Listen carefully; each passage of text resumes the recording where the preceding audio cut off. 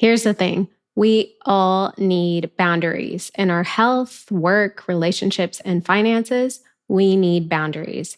And I want to make one thing clear. Boundaries aren't there to keep you stuck in a box. Boundaries are there to protect your peace and prevent you from causing unnecessary harm. Setting financial boundaries is especially important because they keep you on the straight and narrow. They keep you focused on doing the things that will help you reach your financial goals.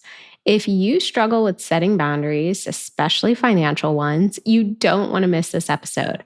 I'm sharing 6 ways to set financial boundaries that actually stick. As your situation changes, your boundaries change, but always having those limits will keep you moving in the direction of your goals. Hey there, I'm Raya Reeves, and over a decade ago, I turned my life around through budgeting. I went from being an overspender deep in credit card debt to being the founder and full-time money coach of City Girl Savings. Now, I help women work towards their dream life and tap into their financial power one budget at a time. I fully believe you can live a life you love with a budget, and I'm living proof. The weekly City Girl Savings podcast focuses on the intersection of money and the City Girl lifestyle. Join me every week along with some special guests as I share my experiences, advice, and guidance on navigating life and money as an experience-loving millennial.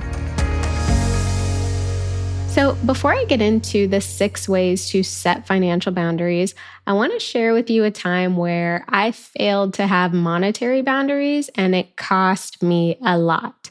You likely already know my story. I moved to LA at 18 for college and racked up tens of thousands of dollars in credit card debt trying to keep up with the Joneses. I also thought that accumulating material things made me happy, but in reality, it didn't. I was constantly spending my last few dollars on material things only to be struggling until my next part-time paycheck came in and I was working a retail job at the mall. So you can imagine that paycheck really wasn't much.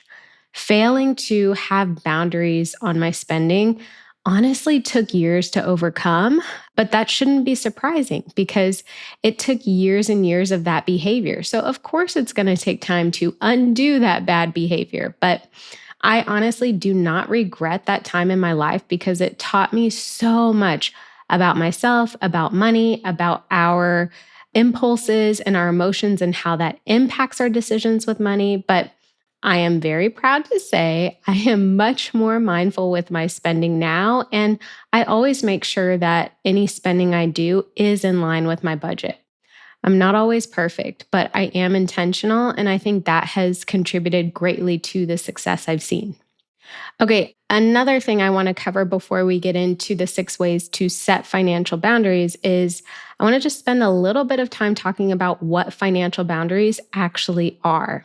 So, boundaries, like I mentioned earlier, impact every area of our life in a good way. But boundaries, especially financial ones, are basically limits that you create to manage how you spend, how you save, how you give, how you invest, and how you share your money.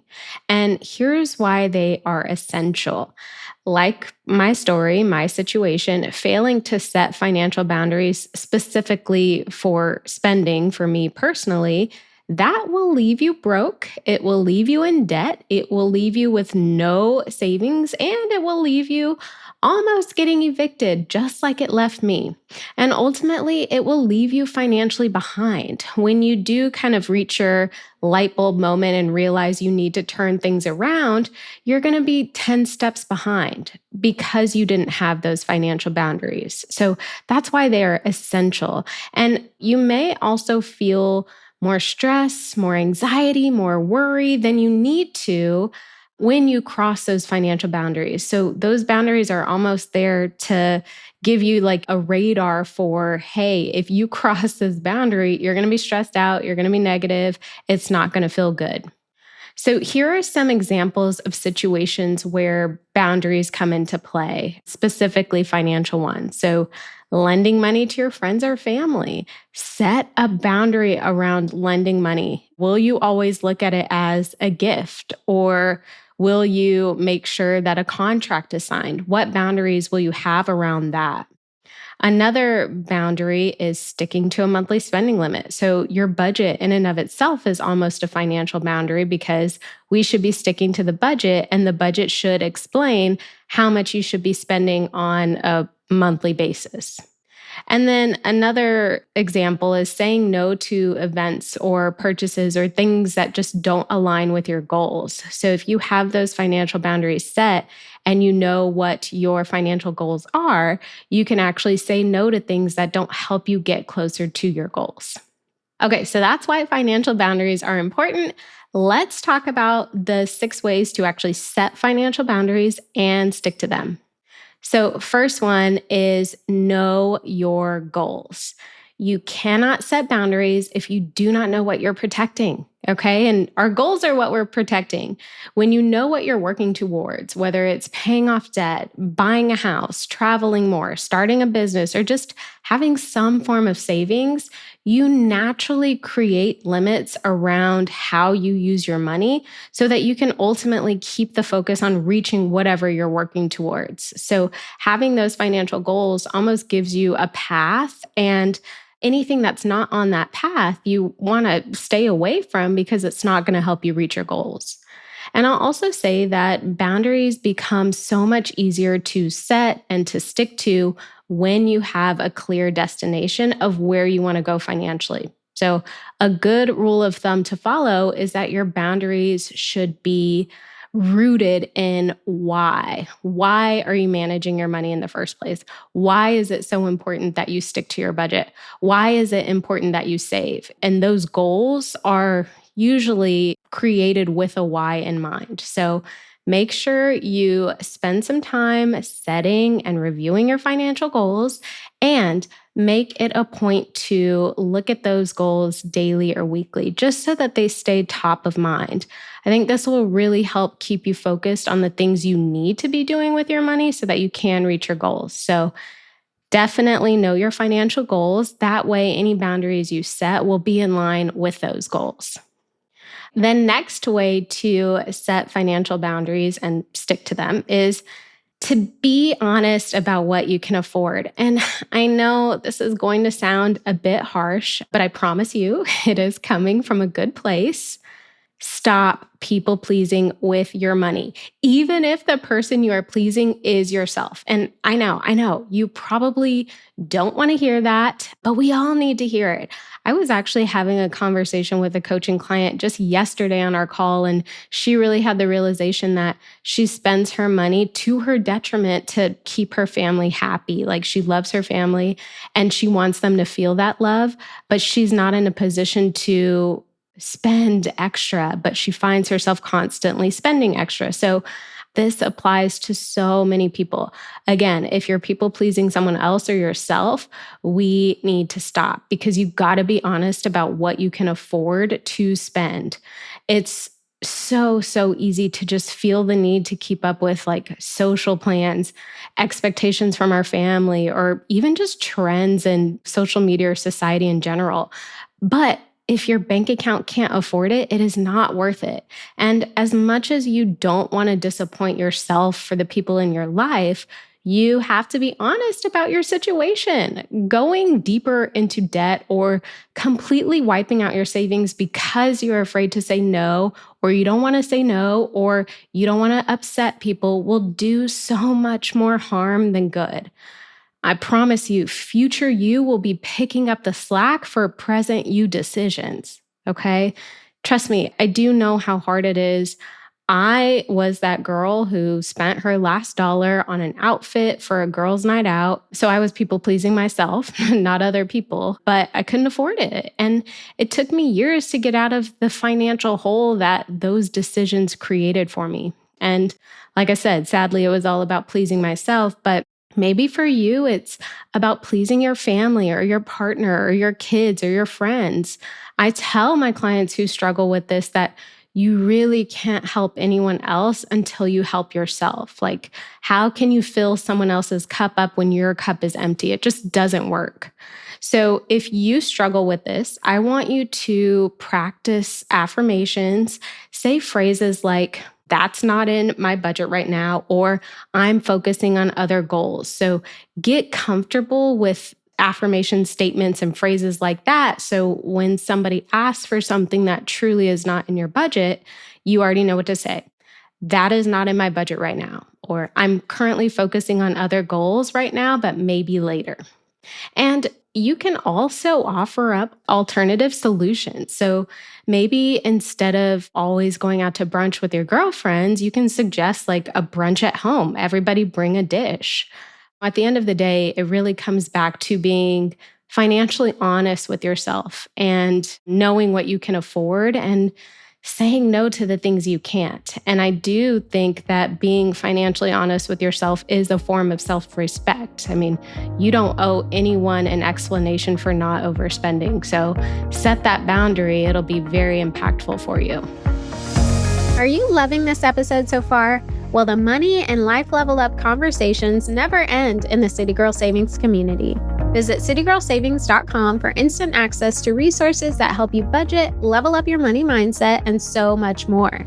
And make sure you stay up to date with CGS by following us on Instagram, TikTok, and YouTube, all at City Girl Savings. The next way to set financial boundaries and stick to them is to create a fun money budget. So boundaries, especially within our budget, don't mean that you can't have fun. Don't mean that you can't enjoy your life. Don't mean that you can't indulge in the things that truly matter to you. It just means you're being intentional. So I want you to create a fun money spending limit in your budget. Give yourself permission to spend within the limits of that budget and that number so you don't feel burnt out. You don't feel resentful or stressed or wondering like what all of this is for. Depriving yourself leads to splurging, it leads to rebellion. And usually that rebellion is in the form of extreme overspending. Don't even let yourself get to that point. I promise you it's not worth it. Instead, make sure you have fun money factored into your budget. And I know I talk about this a lot on the podcast, but that's because it truly is a key component for success with your money. Now, you may not be able to give yourself all the money in the world for you to have fun with, right? Like maybe your budget doesn't allow for hundreds of dollars for fun. That's okay. It's temporary, right? It's not always going to be this way, but give yourself something, whatever you can afford, give yourself that room to enjoy life with. And I promise you, it'll help you feel better about actually sticking to the budget and any other financial boundaries that you set.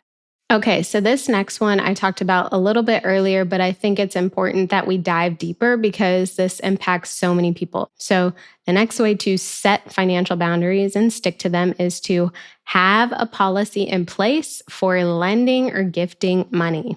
So remember how I said earlier, you really can't help others until you help yourself?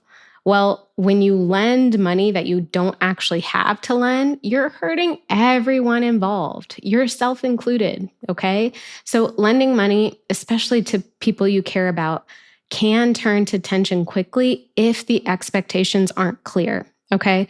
So here's the thing, no judgment on what your personal policy for loaning money is, okay? Like whatever you decide, stick to it. That's your boundary. That is it. But whatever that policy is, make sure it's set in stone, okay? So again, whether you decide that you're always going to decline loaning money, like it doesn't matter who asks, you're always going to say no, that's your policy. Whatever that is, stick to it. Or maybe your policy is to kind of take the approach of if you do end up lending money, you're just going to look at it as a gift every time you loan it. If that's your policy, make sure you're always sticking to it. The point is to just know your stance, know where you stand when it comes to lending or gifting money so you don't have to make emotional or rushed decisions. Like have this already thought out. That way, when the situation comes up, you know exactly how to move. So maybe your policy is, again, to look at every single loan as a gift. When someone asks you for a loan and you're actually considering loaning it to them, maybe your response is, hey, I don't lend money, but I'm happy to help you with what I can give you, whatever that number is.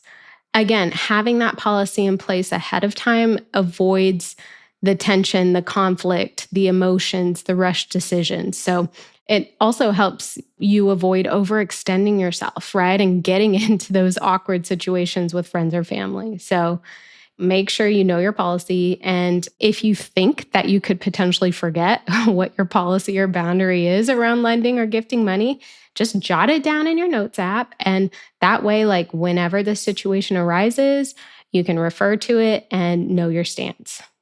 All right, moving on to the next one. Use tools and automations to help you protect your boundaries. So, AI, technology, it is all here to stay. And in fact, I'm sure it's going to change even more significantly as time goes by. So, we may as well use it to our own advantage, right? Tools and automations like automatic savings transfers or budget and spending alerts or tracking for your spending, online bill pay, account alerts for certain balance amounts. Like all of these things are designed to help you stay on top of your finances and ultimately protect your boundaries with money. It's almost like different levels, right? Like if you have an account alert set up to shoot you a text message or a notification when your balance hits under $100, that's a form of protection, right? You know, oh, my account is under 100 or I'm like right there at the mark. So like no more spending. So use these tools and systems to your advantage. And let me just say, when systems are in place, you are so much less likely to give in to impulse or guilt.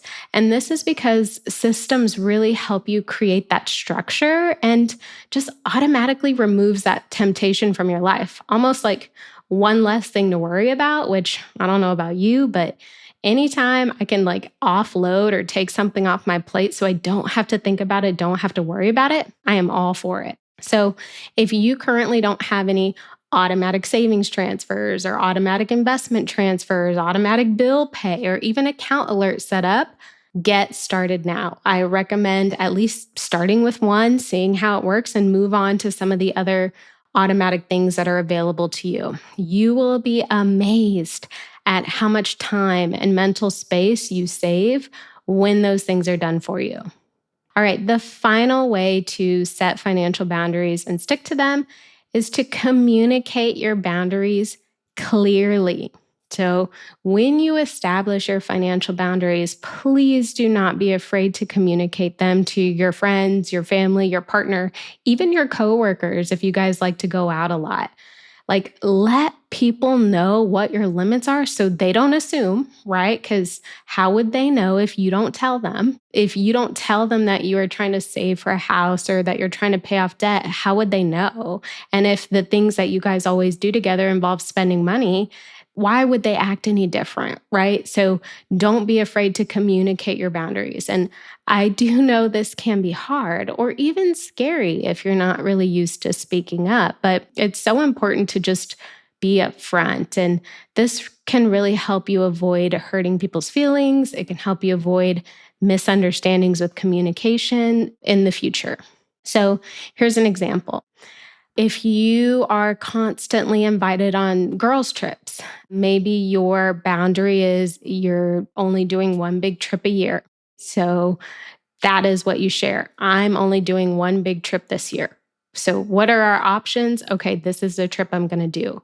Or maybe if you're always invited to brunch, you can say, hey, I've got a strict budget right now, so I'm skipping brunches for the next quarter. Communicate that. And when people know, they'll hopefully respect that. And if they don't, that's a different issue we got to solve for. But when you are communicating your boundaries, it's best to use I statements. Okay. So using a statement with I, it really makes it about your decision and not so much someone else's actions or opinions. So I'm skipping the girls' trips this year to focus on saving for a down payment, but I'll definitely be down for the next one.